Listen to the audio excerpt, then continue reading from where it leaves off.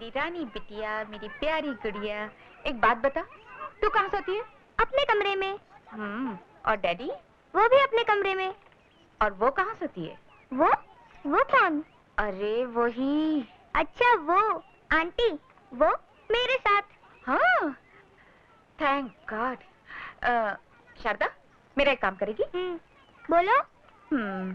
हाँ, घर जाकर डैडी से कहना, डैडी डैडी मैं तब तक खाना नहीं खाऊंगी जब तक आप आंटी को घर से बाहर नहीं निकालते और मम्मी को घर नहीं ले आते। कहोगी ना? हाँ, अच्छा बता, क्या कहेगी? मैं कहूंगी, डैडी डैडी मैं तब तक खाना नहीं खाऊंगी जब तक आप आंटी को घर से बाहर नहीं निकालेंगे और मम्मी को वापस घर नहीं लाएंगे। ऐसा मम्मी ने कहने को कहा है।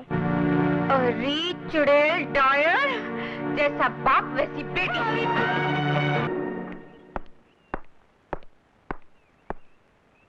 बाबूजी, मुझे रूपा से अकेले में कुछ बातें करनी है, अगर आप लोगों की इजाजत हो तो। अब बात करने को बचा ही क्या है? तुम चुप रहो। बेटा, अपनी बीवी से बात करने के लिए किसी की इजाजत की जरूरत नहीं होती। बाबूजी, इस घर में बस एक आप ही समझदार हैं।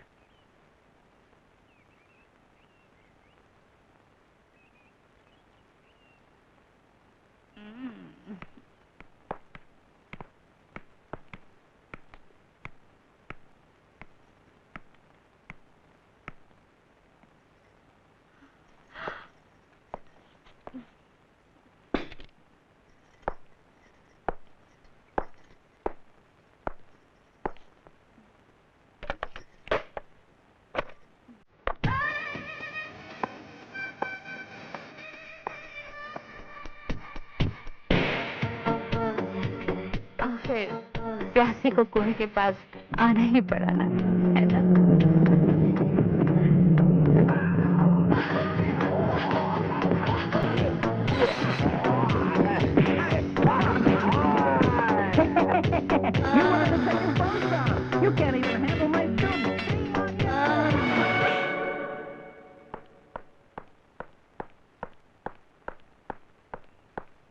लगता है सब ठीक हो गया बेटा?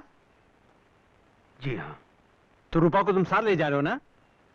अगर वो मेरे साथ अकेले चलने के लिए तैयार है तो। डरो मत, हमें से कोई उसके साथ नहीं जाएगा। मेरा ये मतलब नहीं था बाबूजी। फिर? मैं उनकी बात कर रहा था जो रूपा के हमेशा के साथी बन चुके हैं। मतलब? मतलब ये, रूपा का झूठा अभिमान, उसकी जिद, ईर्ष्या, द्वेष, बदले की भावना, अगर वो इनको हमेशा के लिए छोड़ने के लिए तैयार है, तभी मैं उसे अपने साथ ले जाने के लिए तैयार हूँ। देखिए जरा, इधर देखिए, जरा देखो तो क्या हालत बनाई है मेरी बेटी की। अरे तू आदमी है या जानवर? तेरी फूल सी बच्ची को किस बेरहमी से मारा है तूने? भला कोई आदमी अपनी औरत को इस तरह मारता है, वो भी उसके माँ बाप के घर में? मेरी बहन पर तूने जो जुल्म किया है, उसका जवाब तेरी बहन की हड्डियां तोड़कर मैं अभी देता हूँ। खबरदार, एक भी कदम आगे बढ़ाया तो मैं तेरी टांगे तोड़ दूंगा।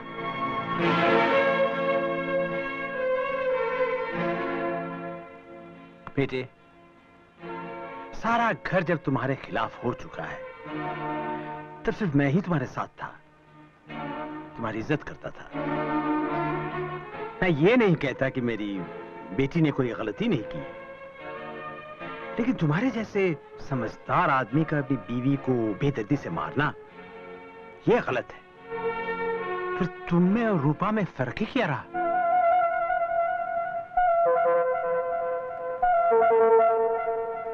पिंकी, इधर आओ बेटा।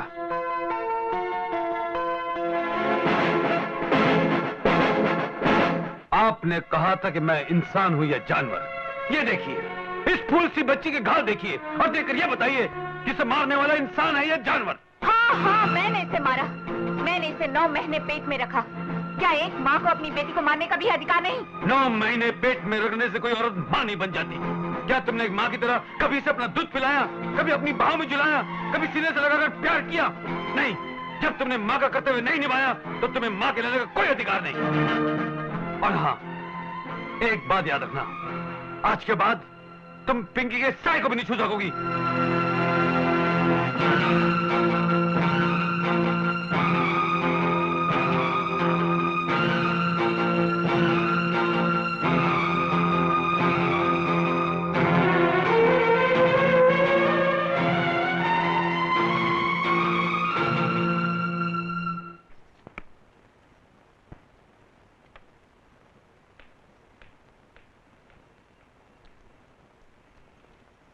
आंटी बोलो मैं बेटे। बाहर खेलने जाऊँ? अच्छा जा, लेकिन सड़क पर मत जाना। हाँ? अच्छा आंटी।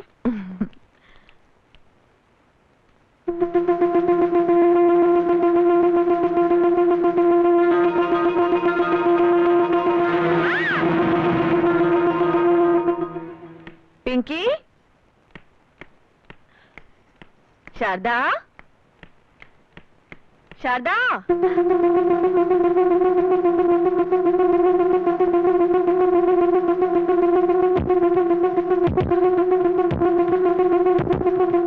शारदा, सुनिए, आपने कहीं पिंकी को देखा? नहीं बहन, मैंने तो नहीं देखा।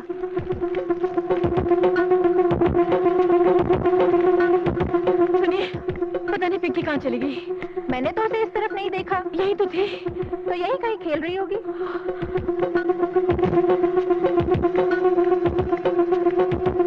सुनिए, पिंकी यहाँ खेल रही थी, पता नहीं कहाँ चली गई। अरे तुझे क्या पता होगा, जिससे बच्चा जनने का दर्द ही न सहा हो। पराई औलाद तो पराई होती है। क्या बोल रही है बहन? क्या है बहन? तुम लोगों को कुछ काम है कि नहीं? जाओ ने अपना काम करो ने। चबर चबर चबर चबर आखा दिन करते रहता है। सुनिए, पिंकी नजर नहीं आ रही। शारदा बहन फिक्र क्यों करता है? मिल जाएगी बच्ची। मैं जाके टेलीफोन करता हूँ प्रकाश भाई को। आप फिक्र मत करो। बेबी शारदा उर्फ पिंकी, ये बच्चे कल शाम से लापता है। उम्र 6 साल, रंग गोरा, कद लगभग 3.5 फुट। जिसे इस बच्चे का अता पता मिले वो नजदीक के पुलिस स्टेशन पर संपर्क करें।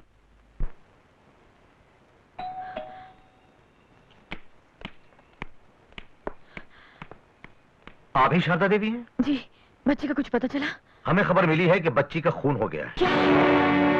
ये नहीं हो सकता। हो चुका है और उसी खून के इल्जाम में हम तुम्हें गिरफ्तार करने आए। ये आप क्या कह रहे हैं? मैं तो... जो कुछ कहना है पुलिस स्टेशन चल के कहिए। लेकिन इंस्पेक्टर साहब... मेरे साथ चलिए।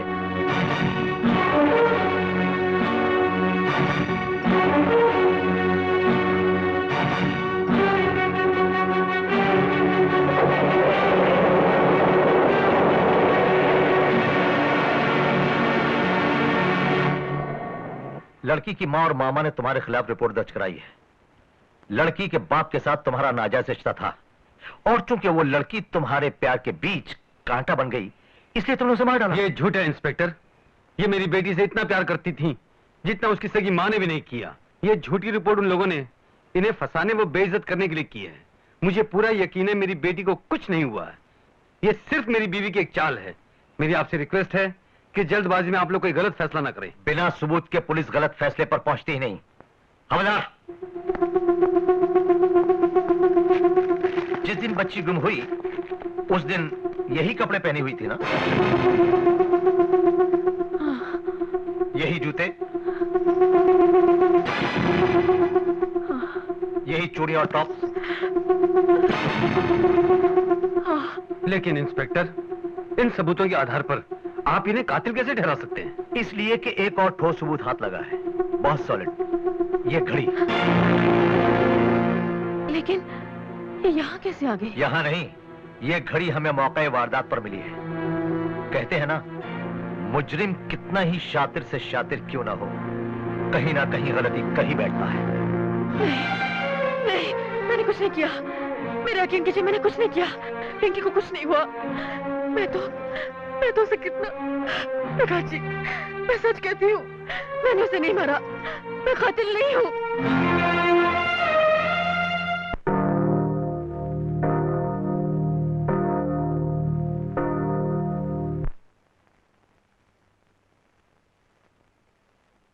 योर ऑनर, गवाह पांडुरंग का बयान मौके वारदात पर मरी हुई बच्ची के कपड़े और खुद मुल्जिमा की घड़ी से यह साफ जाहिर हो चुका है कि अपने और अपने आशिक के बीच का कांटा निकालने के लिए मुल्जिमा शारदा देवी ने बच्ची को बेरहमी से कत्ल कर दिया।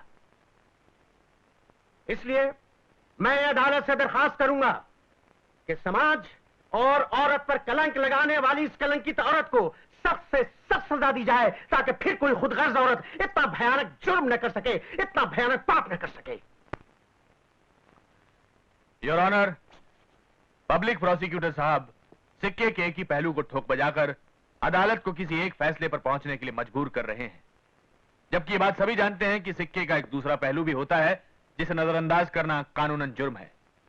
योर ऑनर, सिक्के के इसी दूसरे पहलू यानी कि शारदा देवी पर लगाए गए इल्जामों पर उनके वकील की हैसियत से मैं एक नई रोशनी डालना चाहता हूं। इजाजत है। ना ना ना ना ना मुन्ना, तुम कहाँ चले हैं? तुम तो मेरी सर्चलाइट हो। तो तुम्हारा नाम पांडु है? जी साहब। भाई पांडुरंग, क्या काम करते हो? मच्छी पकड़ता हूँ साहब। अच्छा अच्छा, दरिया पर? जी साहब। तो मंगलवार के दिन भी तुम मच्छी पकड़ रहे थे? जी साहब। अच्छा अच्छा, मछली क्यों नहीं पकड़ी, सिर्फ कपड़े क्यों पकड़े? ये सब किनारे पर ही पड़ा हुआ था साहब। सब क्या? यही घड़ी, कपड़े, जूते। अच्छा अच्छा, सब कुछ मिला, लेकिन लाश? लाश? लाश कहाँ मिलती साहब, इतना गहरा दरिया है, डूब के मर गई होगी बेचारी। हाँ, तुम्हारा मतलब है कि कातिल ने तुम्हें गवाह बनाने के लिए पहले तुम्हारे सामने अपनी घड़ी उतार कर रखी और फिर बच्ची के कपड़े, और फिर देखते ही देखते उसे पानी में धकेल कर मार डाला। Order order. योर ऑनर, ये बात सभी अच्छी तरह जानते हैं कि समुंदर इंसान की तरह लालची नहीं होता। वो अपने अंदर कोई चीज छिपा कर नहीं रख सकता। इसके बाद भी अगर बच्ची का कत्ल हुआ होता तो लहरों ने लाश को किनारे पर पटक दिया होता और अब तक लाश मिल गई होती पुलिस को मिलावट। क्यों भाई, ठीक कह रहा हूं ना? और वैसे भी तुम तो मछुआरे हो, समुंदर का स्वभाव अच्छी तरह जानते होगे। बताओ, लाश को कहां छिपा रखा है? सब लाश मैं नहीं जानता साहब। कितने पैसे मिले थे झूठी गवाही देने के? कितने पैसे मिले थे? सब 200 रुपए मिले थे। किसने दिए थे वो 200 रुपए? वो रूपा देवी ने दिया साहब, रूपा देवी ने।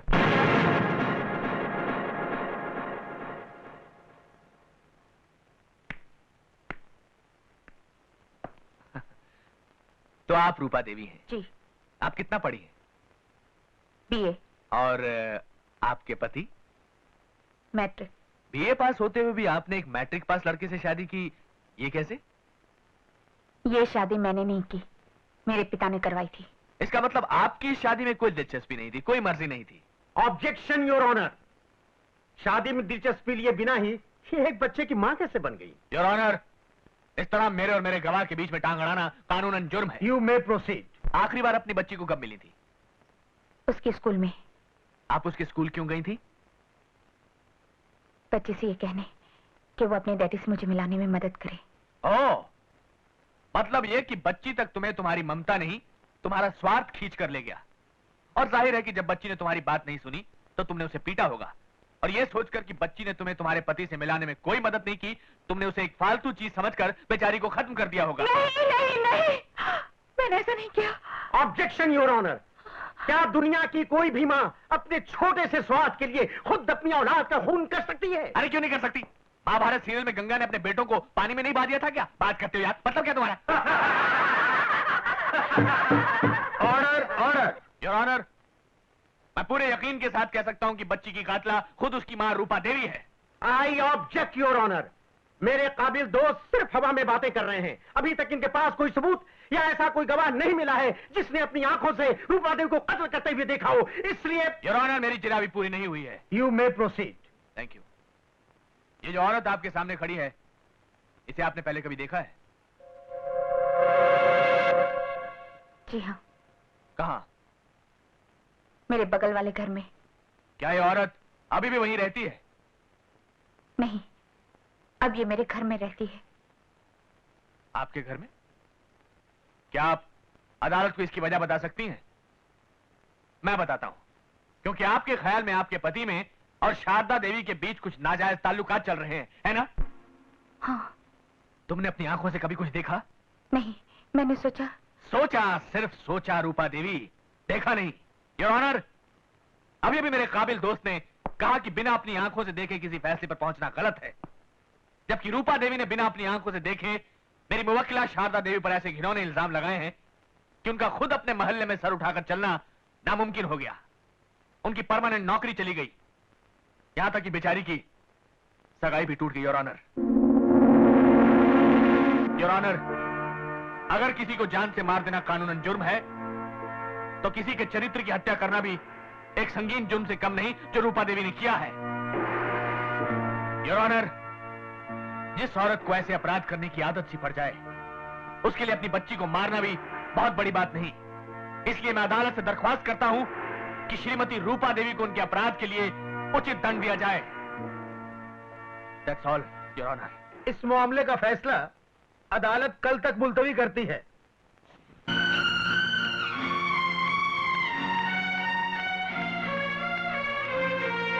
आओ आओ रूपा रानी, वो आए गुलशन के घर। कभी हम तुमको, कभी अपने आप को देखते हैं। गुलशन, मेरी बच्ची कहाँ है? बच्ची यहीं कहीं खेल रही होगी। तुमने कहा था कि तुम्हारी तरकीब से मेरे पति उस औरत को बाहर करके मुझे घर ले जाएंगे, इसलिए मैंने तुम्हें अपनी बेटी का अपहरण करने दिया। लेकिन अदालत में पांसा पलट चुका है, उल्टा इल्जाम मुझे पर लगाया जा रहा है। इससे पहले कि इस झूठे खेल के कारण मुझे हथकड़ियां लगे, मुझे मेरी बच्ची वापस कर दो गुलशन, मेरी बच्ची वापस कर दो। घबराओ मत रूपा। अरे कहीं ऐसा भी हुआ है कि गवाही मुजरिम बन जाए? देखो, तुम मुझ पे भरोसा रखो। जिस औरत ने मुझसे मेरी नौकरी छीनी है, जिस दिन मैं उससे बदला ले लूंगा, तुम्हें तुम्हारी बच्ची वापस कर दूंगा। तुम बिल्कुल फिक्र मत करो, तुम जाओ। हैं? बिल्कुल चिंता मत करो। शाबाश, हैं? जाओ जाओ। अरे हैव फेथ इन मी, सब ठीक हो जाएगा। तुम्हारी बच्ची तुम्हें मिल जाएगी। अरे तुम्हारी बच्ची क्या, तुम्हारा हस्बैंड भी वापस आ जाएगा। शाबाश, गो। अपन को एक बात समझ नहीं आया गुल्लू। रूपा को बोला उसका बच्ची वापस हो जाएगा, उसका मतलब क्या? मेरा नाम क्या है? गुलशन। हाँ, तो मैं जो भी करता हूँ जरा हट के करता हूँ। अच्छा बच्चू, तो ये बात है। तो अब तेरे साथ भी जो कुछ होगा ना, जरा हट के होगा, क्योंकि हम किसी से कम नहीं, समझा ने? हाँ।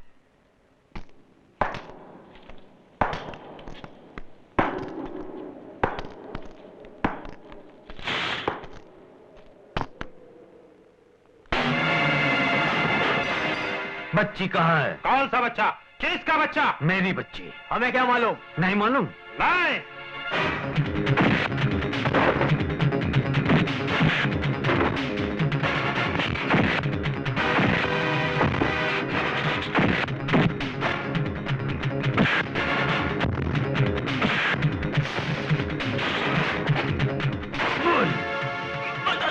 बता दो।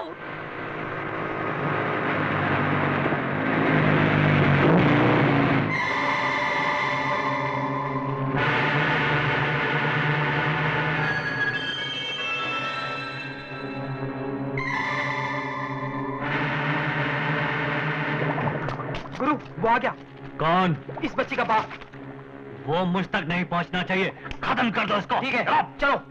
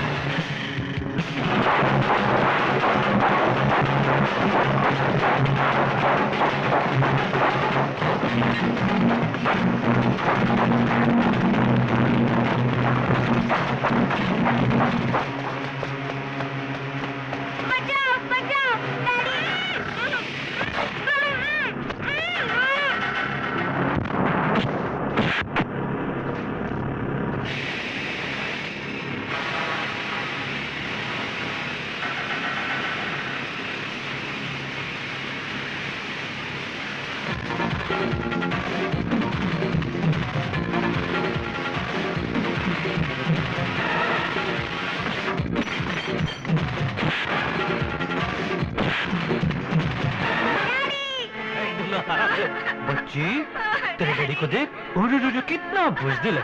तुझे फेंक दूं? हैं? फेंक दूं? हैं? आगे आएगा? आजा, ले ले।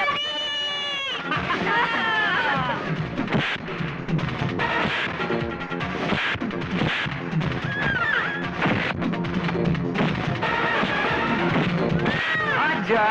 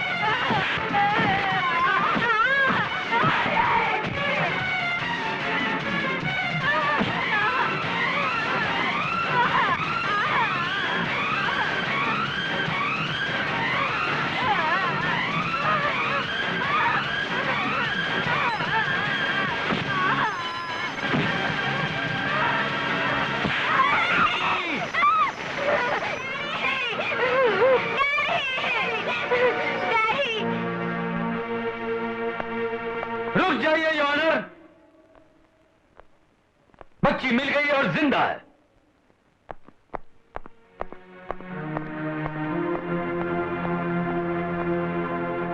यही है वो शख्स जो मेरी बच्ची की जिंदगी से खेल रहा था, इसीलिए इसे किडनैप किया था।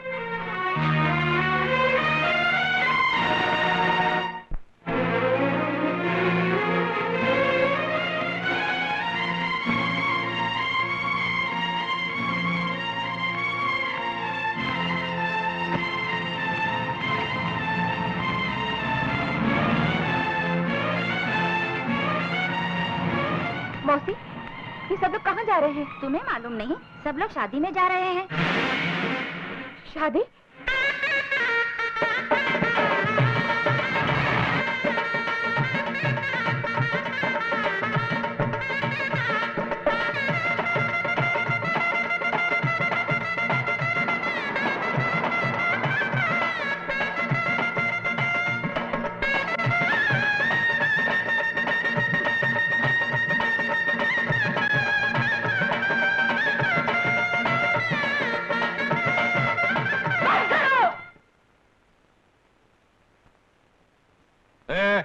मेरे कहने पर तुम यहाँ आए, मैंने तुमको पैसे दिए, इन मैडम के कहने पर बंद कर रहे हो, ये कानूनन जुर्म है। चलो शुरू करो।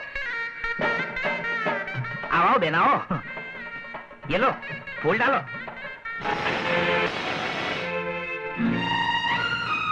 वाह बेटी, ये बड़ा अच्छा शगुन है। ये फूल भगवान ने अपने हाथों से तुम पर बरसाए हैं। जाओ अपना काम करो। पिताजी, आपकी आंखों के सामने आपकी बेटी का संसार लूट रहा है, आप उसे रोकने के बजाय बढ़ावा दे रहे हैं। खड़े खड़े क्या देख रहे हो? काम वाम करो ना जाकर। हाँ, मैं तो जाता हूँ, मेरे को तो दूसरा भी बहुत काम है। जैसी करणी वैसी भरणी। जो जैसा बोएगा वैसे ही फसल काटेगा। पिताजी,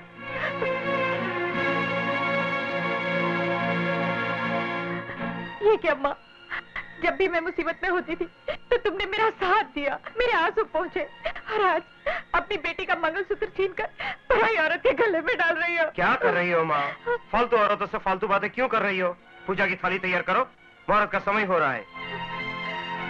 भैया, अब तुम्हारे लिए मैं फालतू हो गई। ठीक है, ये लो। सुनिए। अरे आप आइए आइए। पिंकी बेटे, जरा इन्हें बिठाइए। आइए आंटी। आंटी, तूने मुझे आंटी कहा? देखो, तुम बदले तो बदले, मेरी बेटी की बुद्धि भी भ्रष्ट कर डाली। अरे नहीं नहीं, बच्चे तो भगवान का रूप होते हैं। इनके साथ जो जैसा व्यवहार करता है, इनके दिमाग पर वैसी ही छाप पड़ जाती है, जो लाख चाहने पर भी मिटाई नहीं जा सकती। अब आ ही गई हो तो शांति से बैठो, अपना आशीर्वाद दो। शादी के बाद मुंह मीठा करके खुशी खुशी घर जाओ। नहीं, तुम्हें छोड़कर अब मैं कहीं नहीं जाऊंगी, तुम्हारे साथ ही रहूंगी। साथ रहोगी नहीं, साथ रहती थी, और अब वो भी एक भूली हुई कहानी हो चुकी है। इसके अलावा कोई और मदद चाहिए तो बोलो। यहाँ शहर के बड़े बड़े लोग मौजूद हैं, तुम चाहो तो तुम्हारे गुजारे का इंतजाम करवा सकता हूँ। मुझे किसी और से कुछ नहीं चाहिए, मुझे चाहिए तो तुमसे, सिर्फ तुमसे। अब तो तुम ही मेरी डूबती नैया को किनारे लगा सकते हो। देखो जी, मुझे नादान समझकर माफ कर दो। मैंने जो कुछ किया उसका अंजाम ये भी हो सकता है मैंने आज ही जाना। मुझे अपना लो, मैं तुम्हारे बिना नहीं जी सकती, नहीं जी सकती। अब जानने से क्या फायदा? ना बूढ़ा तोता राम राम सीख सकता है, ना अंधा आदमी सूर्य नमस्कार कर सकता है। फिर भी अगर सिर्फ मैं ही वो आदमी होता जिसे तुम्हारी वजह से मुसीबतें झेलनी पड़ी, तो मैं तुम्हें माफ कर देता। अपने लिए ना सही, अपनी बेटी के लिए तुम्हें दोबारा अपना लेता। लेकिन जिसने तुम्हारी वजह से अपना वर्तमान, अपना भविष्य सब कुछ खो दिया, यहाँ तक के मुल्जिम बनकर कटघरे में खड़ा होना पड़ा, वो तुम्हें कैसे माफ कर सकती है?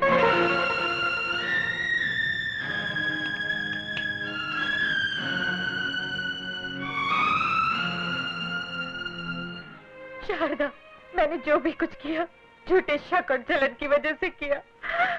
वक्त की ठोकरें खाकर मैं समझ चुकी हूँ कि ये सब कुछ करके मैंने बहुत बड़ा पाप किया है। ये बात मैं सिर्फ तुमसे ही नहीं, इन सब लोगों के सामने अपनी बेटी की सौगंध खाकर कहती हूँ कि तुम निर्दोष हो, पवित्र हो, इसमें तुम्हारा कोई कसूर नहीं। मुझे माफ कर दो शारदा, मेरा जीवन तुम्हारे हाथों में। ये शादी रोक दो शारदा, ये शादी रोक दो। कहने धोने से कोई फायदा नहीं। तुमने अपनी भूल मानने में बहुत देर कर दी रूपा। सारी तैयारियां हो चुकी है, ये शादी नहीं रोकी जा सकती। आखिर क्यों? ये नहीं होगा, मैं ये शादी नहीं होने दूंगी। अगर ये शादी हुई तो तुम्हारी टोली मेरी अर्थी पर से गुजरेगी। मैं अपना पति किसी से बांट नहीं सकती। मेरा पति सिर्फ मेरा है, मेरा। यही बात सुनने के लिए मेरे कान तरस रहे थे। तुम ही नहीं, इस धरती पर जन्म लेने वाली हर औरत यही सोचती है कि उसका पति सिर्फ उसी का हो। मैं भी एक औरत हूँ। तुम्हारे मन की बात मैं अच्छी तरह समझ सकती हूँ। तुमने मेरे साथ जो किया सो किया, लेकिन अपने पति को भी कितना दुख पहुंचाया। उनका अपमान किया, झूठे आरोप लगाकर उनका दिल दुखाया। इतने पर भी उन्होंने उफ तक नहीं किया। अरे तुम्हें तो अपने सुहाग पर अभिमान होना चाहिए। तुम्हारे पति ने तुम्हारे अलावा और किसी लड़के के बारे में सपने में भी नहीं सोचा। रूपा, याद रखना, मैंने कभी नहीं चाहा कि तुम्हारा मंगलसूत्र छीनकर मैं अपने गले में डाल लूं। पति तो सभी को मिल सकता है, लेकिन अच्छा इंसान किसी किसी को मिलता है। सुनो, ये विवाह मेरा और प्रकाश का नहीं है। पिंकी के खो जाने पर मैंने मन्नत मांगी थी कि अगर बच्ची सही सलामत मिल जाए तो मैं कृष्ण तुलसी विवाह रचाऊंगी, और भगवान ने मेरी सुन ली। वो देखो।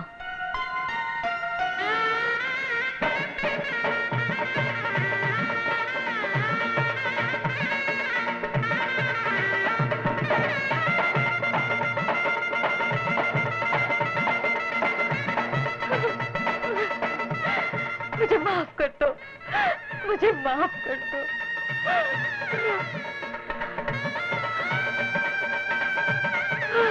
मम्मी!